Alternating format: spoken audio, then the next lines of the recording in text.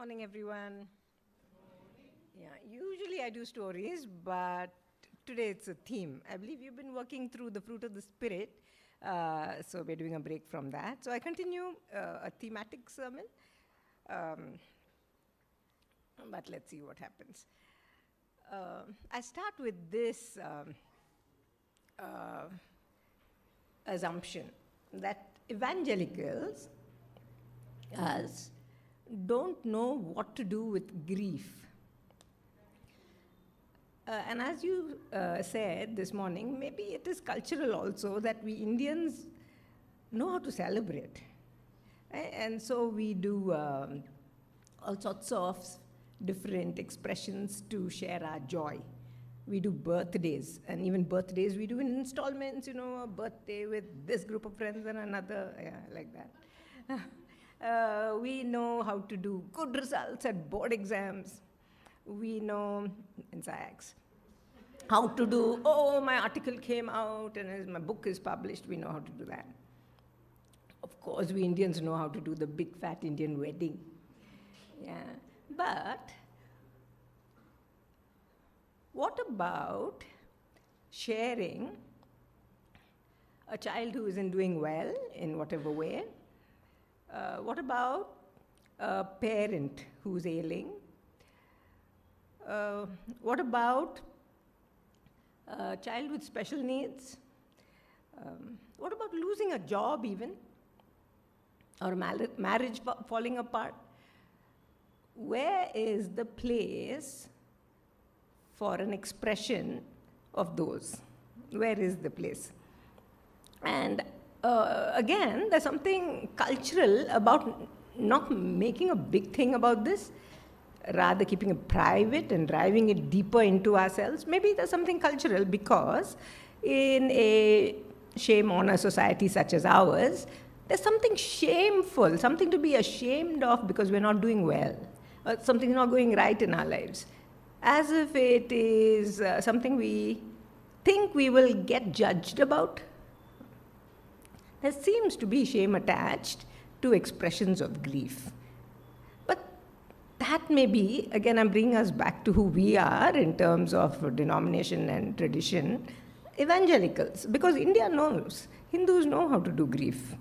If you've attended their funerals, they know how to do grief. They even have people who are professionals who come and do their thing to help the mourners unleash what's really going on inside of them. So this is what we're going to do this morning. Perhaps help ourselves understand that the Bible gives us permission to grieve. It's just that we as evangelicals, we as urban Christians, quite different from rural Christians, we don't know how to do grief, and we think it's something we should not do. So there's no place for grief, there's no permission for grief, and there is hardly any way to express it, any way that doesn't make us feel ashamed of ourselves, any way that makes us feel we're being judged. So let me do you 3 poems from the Bible, from David's life, 3 poems that are an expression of raw grief. Now, if you've been paying attention in physics class back in high school, optics, they called it. Yeah. So they taught you about shadows. So when the light falls on an object, it casts a shadow, of course, on the backdrop. And do you remember they told you that the shadow is in 2 parts? There is the core of the shadow, which is called the umbra, which is the deepest, darkest shadow that the object casts. And then there's the penumbra around it, which is more a shade of gray. Now, the minute we say other expressions of grief in the Bible, we're thinking Psalms, we're thinking Lamentations. Yeah. Those are probably penumbra. And I'll tell you why in a bit. But what we're doing this morning is to push back even further into the biblical text to see, are there core expressions, raw, unprocessed expressions of grief that we can go back to? Because that is what we don't make space for, I think. So let me do the first of the laments, and we'll put up on projector. We'll put up a song that David sings, a lament that he composes for the death of Saul and Jonathan. This comes in 2 Samuel chapter 1, and you don't have to look at it. We are putting up the NLT. Follow it on the wall if you like. This is a lament composed, a formal lament that is composed on the death of Saul and Jonathan. And we know they died tragic deaths. Right at the end of 1 Samuel, King Saul's reign comes to a catastrophic end on Mount Gilboa, fighting against the Philistines. I'll read you the last bits. He's standing there, leaning on his spear, and he says to his armor bearer, "Draw your sword and run me through, or these uncircumcised fellows will come and run me through and abuse me." But his armor bearer is terrified to do it. But there is someone else passing by, a non-Israelite, an Amalekite, who picks up that invitation and thrusts Saul's spear through his body, and so he dies by aided suicide. And now that Amalekite is where David is, in a different part of the country, bringing news. He thinks it's good news for David. And he says to David, "Saul and his son Jonathan are dead."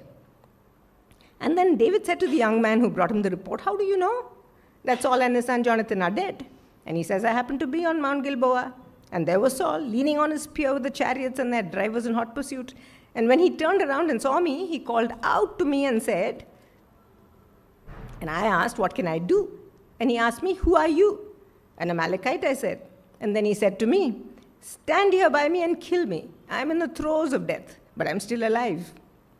And so I stood beside him and I killed him, because I knew that after he had fallen, he could not survive. He was so mortally wounded that he wouldn't make it. And then I took the crown that was on his head and the band on his arm, and I brought them here to my Lord, he says.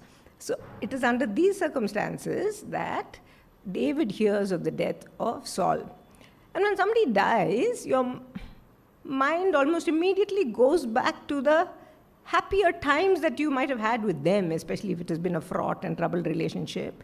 And perhaps this song is composed going back to a time when Saul loved David. This was even before Jonathan loved David. There was a time when Saul loved David, before his descent into madness, long before he went off consulting the occult, long before he committed suicide on Mount Gilboa, a happier time. And this is the lament. It's called the Song of the Bow. And in NLT, this is how it reads, and I'll do a little bit of comment as we go to help us understand it better. "Your pride and joy, O Israel, lies dead on the hills. Oh, how the mighty heroes have fallen." This line, the second line, is a refrain, and it's going to come two more times, breaking up the lament into three parts.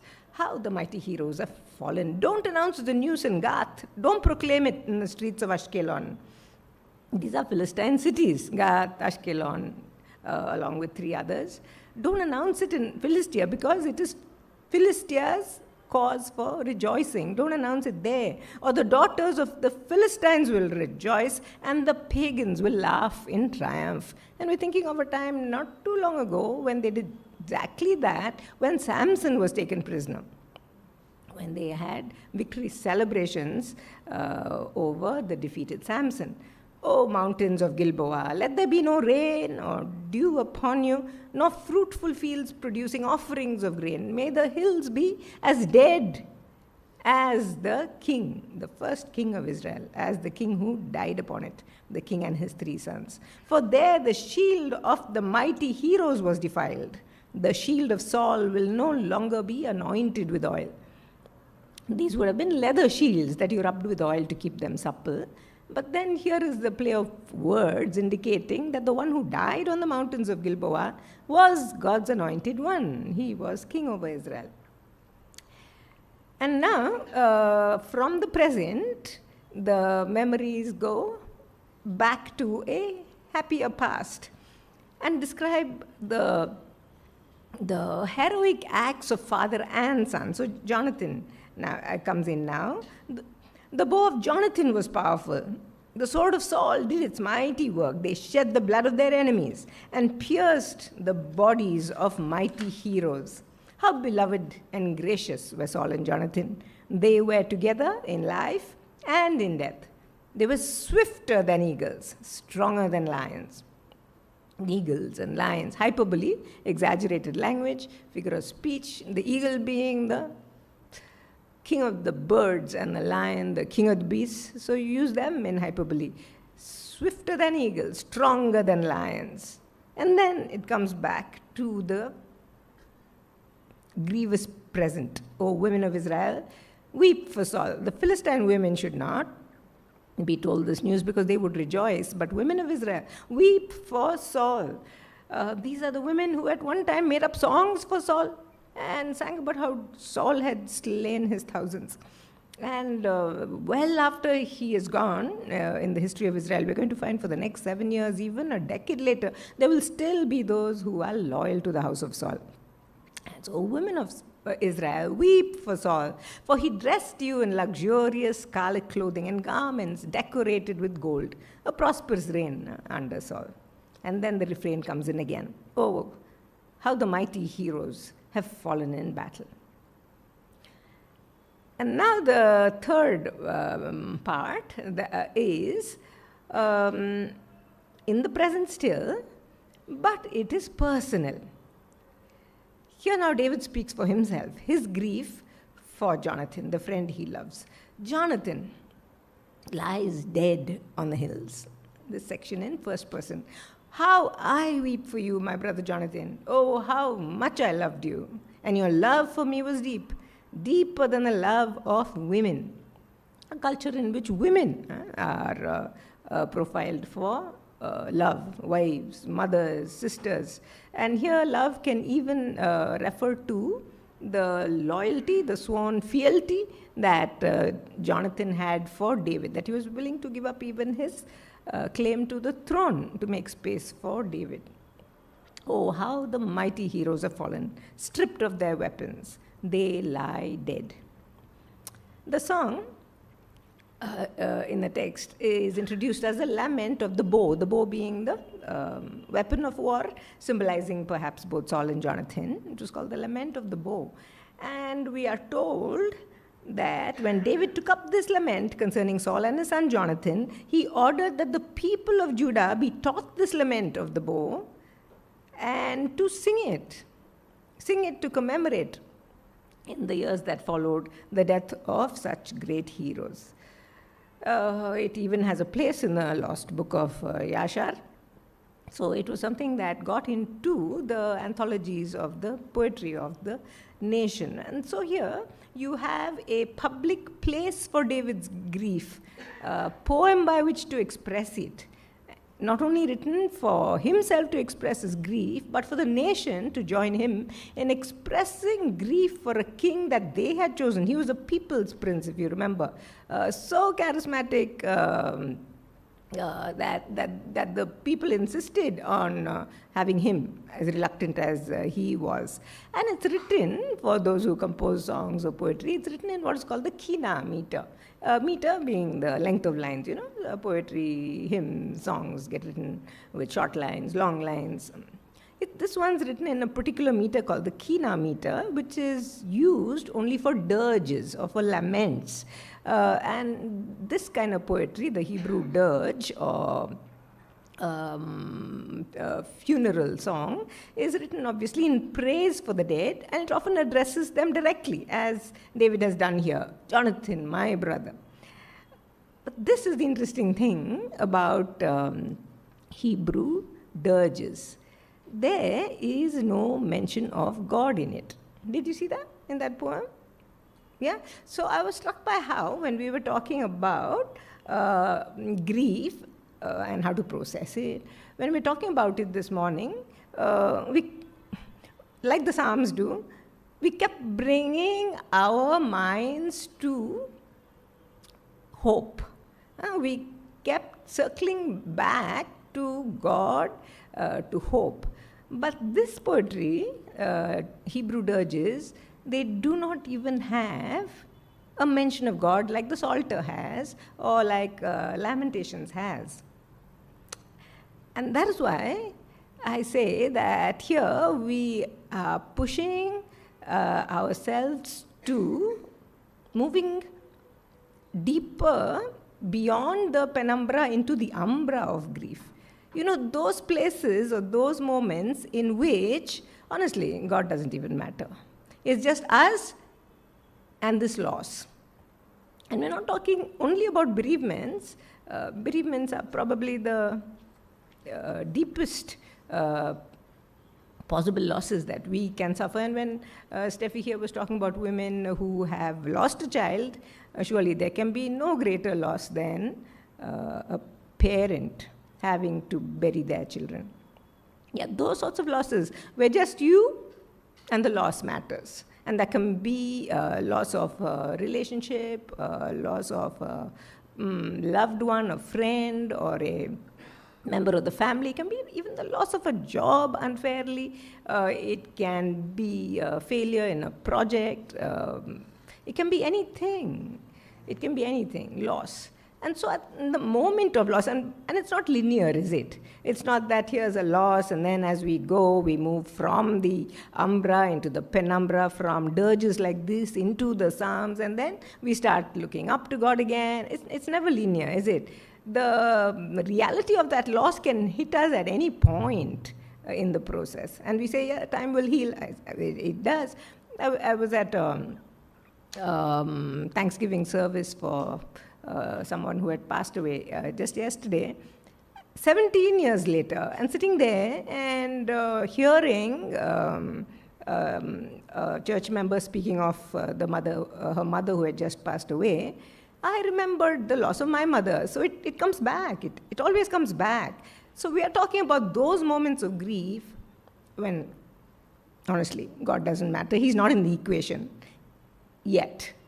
He's not in the equation yet. And there is another one like this, second one, and that is just a couple of chapters later. And this is more political. More political than within the circle of friends that David has lost Jonathan. This is about when, now Saul being dead, his commander Abner decides to defect. And if he defects, he's going to bring all of the northern tribes with him. It's a big following that Saul has had, the northern tribes. And he intends to defect, knowing that eventually David is going to be king. By now, David has been already crowned, but only in Hebron and over Judah, which is just one tribe, and a couple of Simeon may be part of it by now. So Abner, who has 20 men with him as a cohort, comes to David at Hebron, and David prepared a feast for him and his men. He knows that this is that opportunity in which to make peace and let the civil war come to an end. And then Abner said to David, "Let me go at once and assemble all of Israel for my lord the king, so that they may make a covenant with you, and that you may rule over all that your heart desires." So David sent Abner away, and Abner went in peace. And so we are on the cusp of a cessation to the civil war that has ripped the nation apart, and David might now be crowned king of the northern tribes and therefore become king of a united Israel. But David's commander, Joab, is away when Abner comes. And when Joab comes back and hears about what has happened, Joab is furious, perhaps for more than one reason.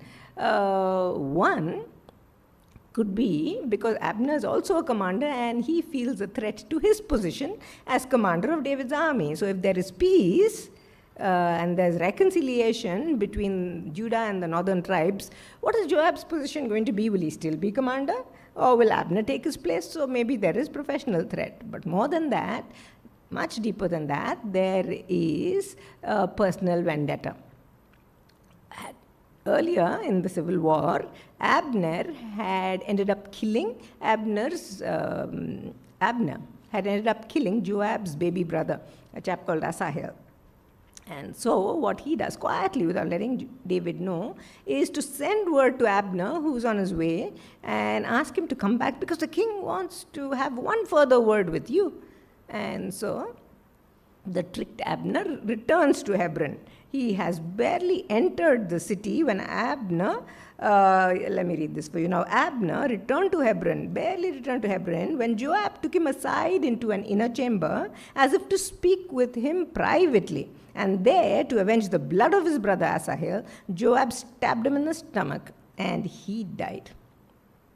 That put paid to any efforts at ending the civil war. And when David heard of it, probably political outrage, but also, listen to his words and see what you make of what David is feeling. He says, I and my kingdom are forever innocent before the Lord concerning the blood of Abner, son of Ner. May his blood fall on the head of Joab. Joab, by the way, is his own relative, his cousin. He says, may his blood fall on the head of Joab and on his whole family. May Joab's family never be without someone who has a running sore or leprosy, or who leans on a crutch, or falls by the sword, or who lacks food. He's very upset. A string of curses upon a member of his own family, really. And then David said to Joab and to all the people with him, he said, tear your clothes and put on sackcloth. These are the signs of mourning. And put on sackcloth and walk in mourning in front of the bier.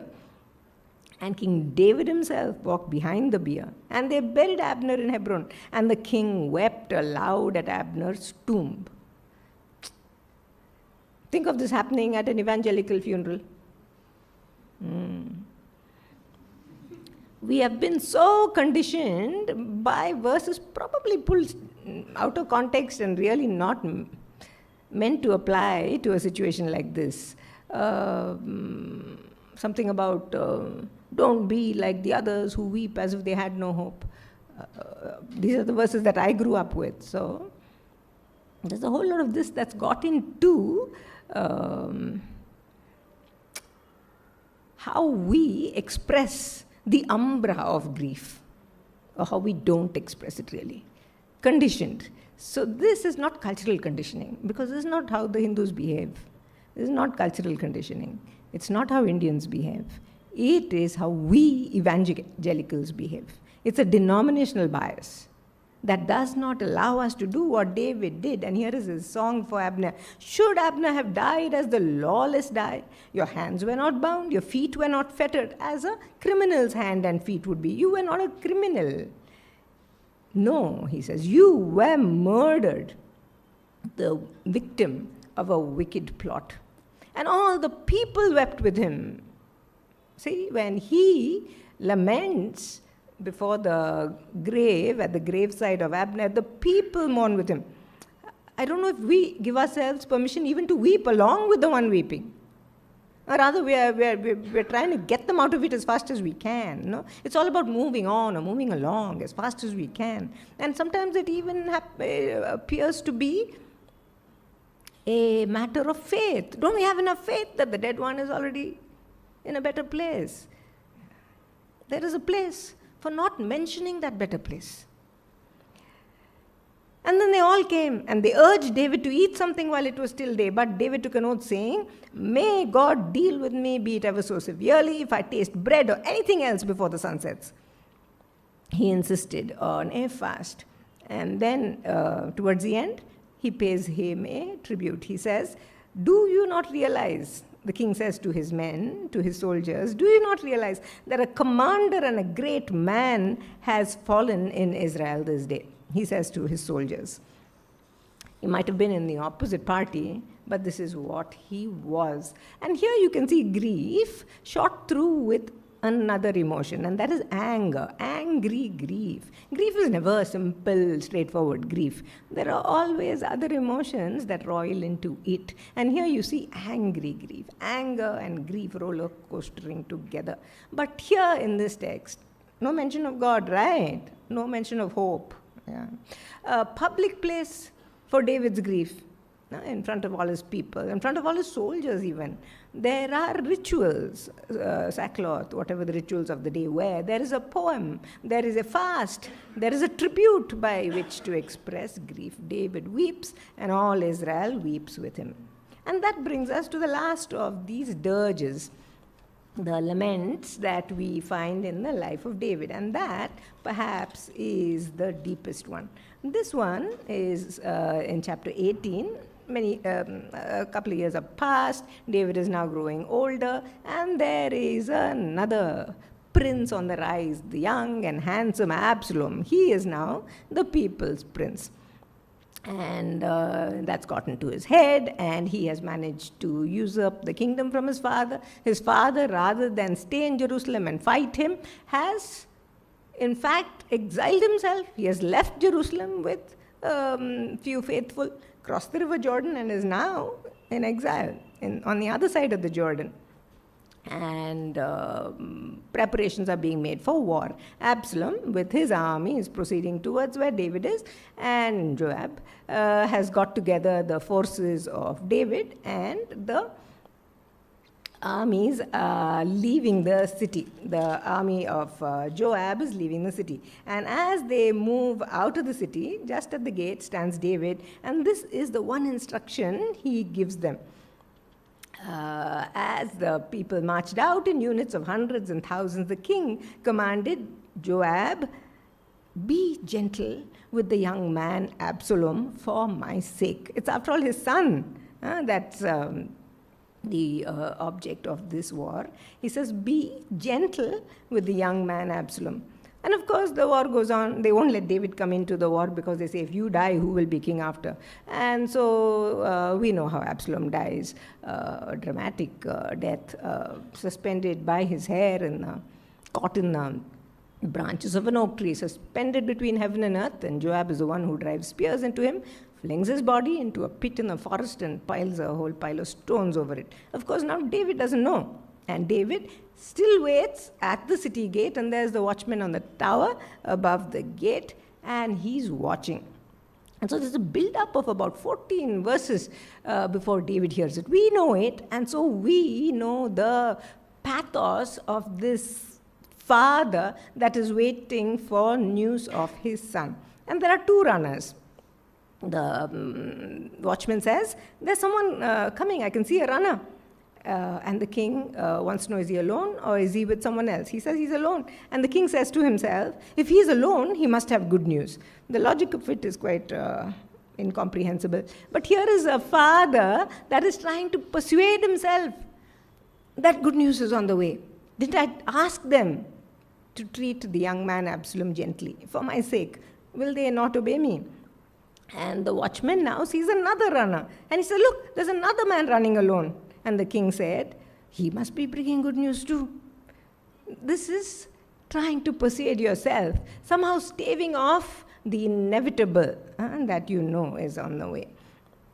And then the watchman says, oh, yeah, it seems to me the first one runs like Ahimaaz, son of Zadok the priest. Oh, he's a good man, David says. He comes with good news. And Ahimaaz comes, the son of Zadok, the priest. He comes and bows his head and he says, all is well, he says. He announces the victory. But the king asked, is the young man Absalom safe? And Ahimaaz, he knows what has happened, but his courage fails him at that point. And he says, I don't know. And so they wait for the other runner to catch up. And when the other runner catches up and announces the victory, the king asks the same question. He said, is the young man Absalom safe? And then the Cushite, the second runner, breaks the news. And here is the description of what happens next. The king was shaken. Remember, this is victory. This is victory over a son who had made himself king and would not hesitate to take the life of his father. Yeah. But you know how it is. I go back to that wonderful example you said, Steffi, of parents and children they have lost. The king was shaken. He went up to the room of the gateway and wept. And as he went, there's no poem now. It's only two words that tumble over each other.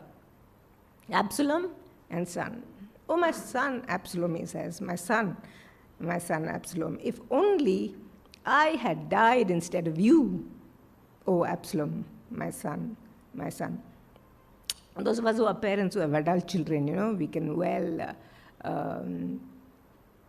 understand what's going on in David's heart. And as he weeps, no poem this time, no lament, no dirge composed in the kina meter. All he can think of, see, this is the umbra of it. You can only think of yourself and the loss. There is no space in that tight little deepest, darkest shadow. There's no space for God, really. And what I want us to understand is that the Bible gives us permission to be in that space. The Bible asks us not to judge people who are in that space. And when we or others are in that space, the Bible asks us not to feel guilty about it. Because that is how David is. In fact, Joab hears about it and Joab is extremely upset. So he has a speech of his own. He comes to the king and says, today you've humiliated all your men who have just saved your life and the lives of your sons and daughters and the lives of your wives and concubines. You love those who hate you. Meaning, who are you cheering for? You love those who hate you, Absalom, and hate those who love you, me. You have made it clear today that the commanders and their men mean nothing to you. I see that you would be pleased. He can speak like this because he's his relative, cousin. I see that you would be pleased if Absalom were alive today and all of us were dead. Yeah. Now, he says, go out and encourage your men. I swear by the Lord that if you don't go out, not a man will be left with you by nightfall. And this will be worse for you than all the calamities that have come on you from your youth till now. And so here is a shutting down of grief. And we have to remember how often we do this to other people. After about 3 months, we say, now it's time to move on. That phrase comes in, move on. Or the other phrase, hope. These are not phrases that you can understand. They are meaningless phrases when you are in the umbra of grief. And so the king got up. What can he do? The king got up and he took a seat in the gateway. And the men were told, the king is sitting in the gateway. And they all came before him. So here is us, a reflection of us, not as David, but as Joab's perhaps, who are not allowing us to have a place, even a public place. We don't even allow ourselves sometimes a private place for it, a place for joy. So when we say, there's, at least in my church, when we say it's sharing time, it's all triumphalistic. Oh, this happened to me, thank God. And oh, that happened to me, praise God. But where is the public space for the umbra of grief? If not in full community of church, maybe in smaller groups, we must make a place for grief and give permission for its expression. Jesus did that, did he not? Publicly, when he lamented the death of Lazarus, or when, just before Passion Week, as he comes down the Mountain of Olives, and there across the valley is the city of Jerusalem, he laments over it publicly. He says, oh, Jerusalem, Jerusalem, the city that kills the prophets and stones the messengers of God. How often I have wanted to gather your children together as a hen protects her chicks under her wings, but you wouldn't let me. Yeah. So I'm finishing here with this, with no answers or anything, but just with something for us to consider. Like Joab, the demand in our communities is that we move on, that we shut down our grief, that we bring an end to it. Sometimes our hymns are not so helpful. I don't know of a hymn that helps us in the umbra. They all help us in the penumbra, in seasons of distress and grief. My soul has often found relief, but that is not where we start. The starting point is always in the umbra. And so we must remember that our wounds cannot heal unless they are exposed. It's in our public sharing of grief that its power over us is broken. So there's a reason for us to not be ashamed that we are grieving. There's a reason for us to not feel judged that we are grieving. And when we say grieving, we're talking about a hopeless grief, a grief that still hasn't been lit by the flame of hope or the whisper of hope. There is permission in the text to do what David did. And David does move on eventually. But like Joab, let's not be the ones that are hurrying our grieving mourners from their place, their rightful place of deepest, darkest shadow. God bless.